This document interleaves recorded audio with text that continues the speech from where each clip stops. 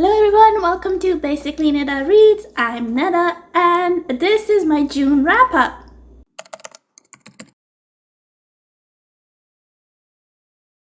So in the month of June, I read 5 books. Out of those 5 books, I had 1 4-star book and 1 3.7-star book and then 3 3-star books.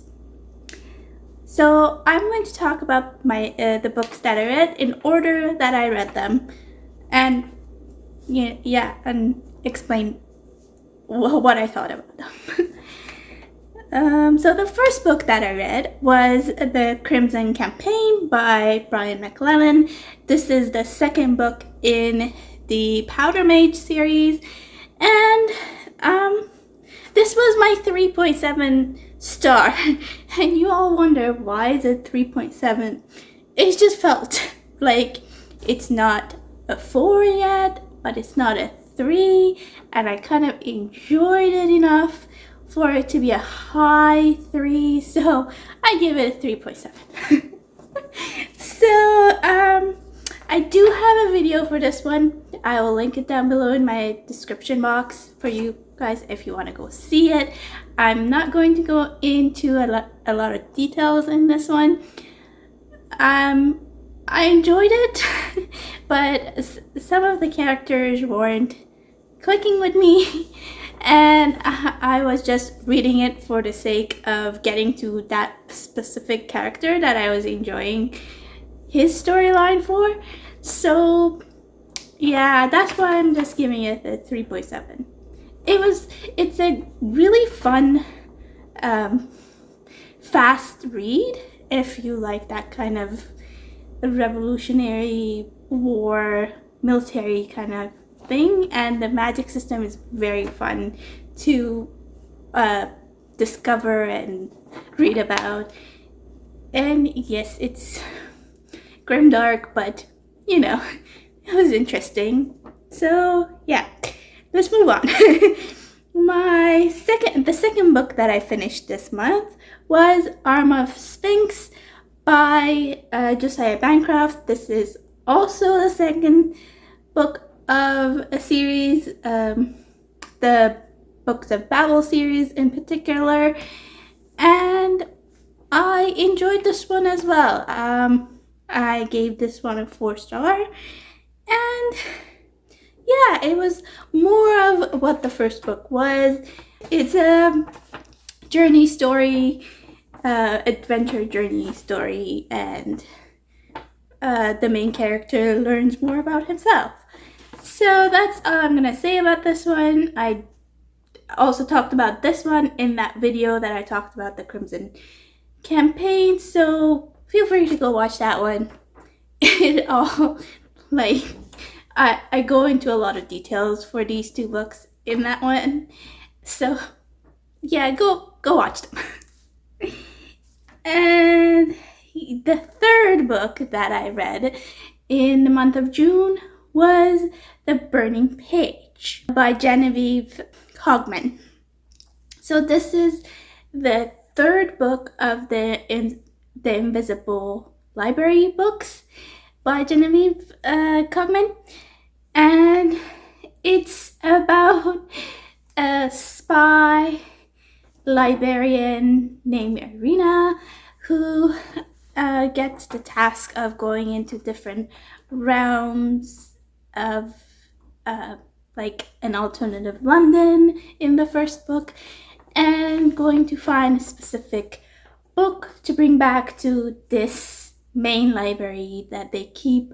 It's kind of like a very secretive library that keeps all of the books of different alternative worlds and try to preserve them in those worlds. So let's say like there could be a different version of Wuthering Heights in a different alternative version of London, and they go and get it in order for it not to be destroyed and those kind of things.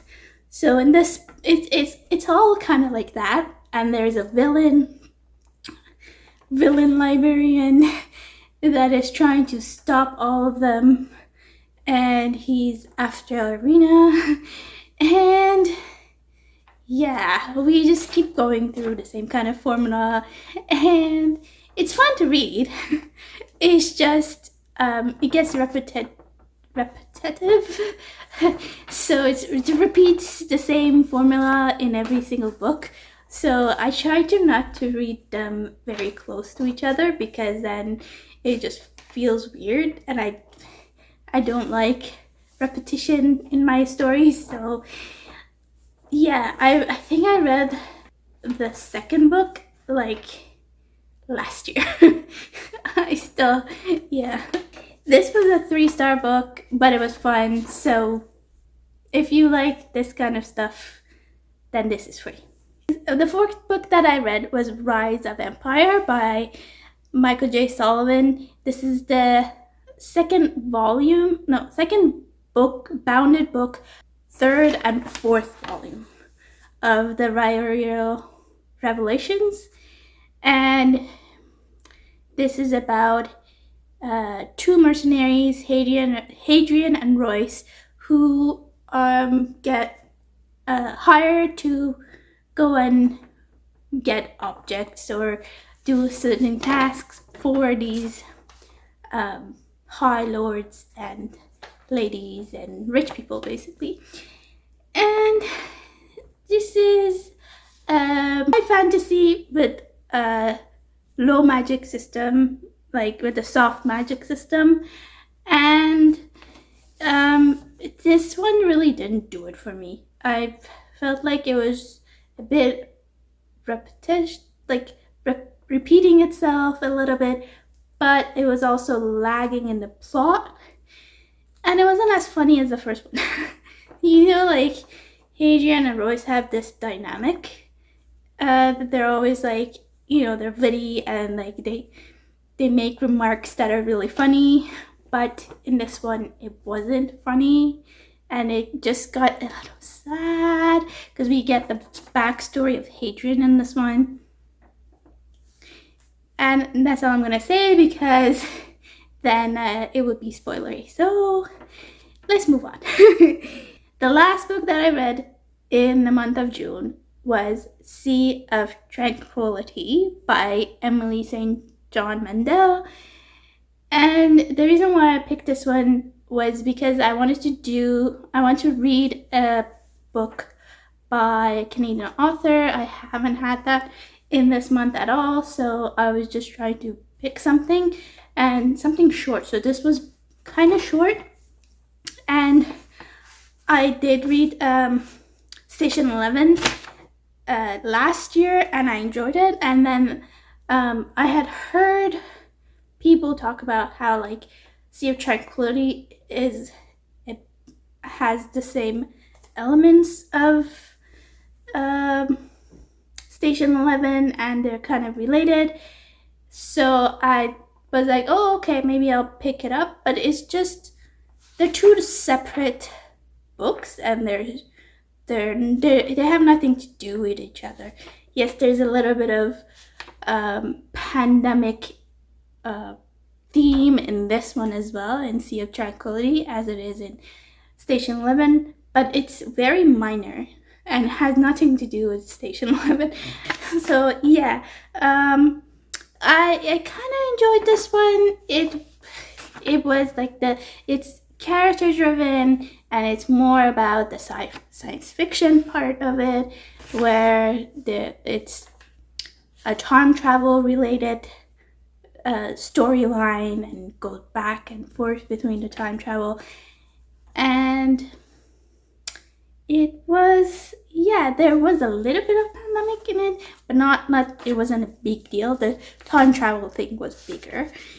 And yeah, the plot moved very slowly.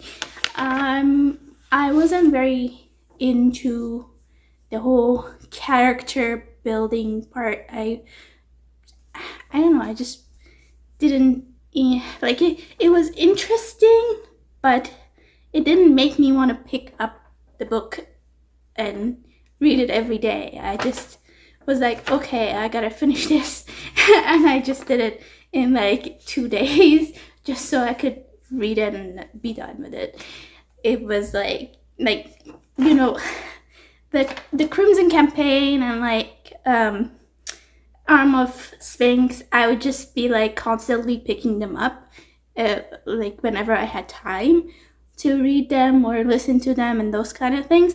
Whereas this one was just like, oh, my hold is almost over. Let me finish it. So that was it.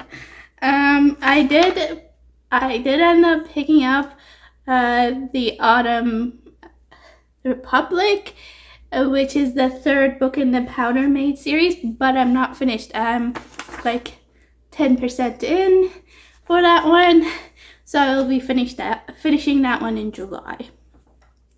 And wait for my July TBR because I have an announcement in that one. So yeah, these were my 5 books that I read in June. Let me know down below if you've read any of these books and if you liked them or if you didn't like them. What did you think of them? And like if you liked it, subscribe if you want to see more content from me. And thank you for watching. I will see you in the next one. Bye.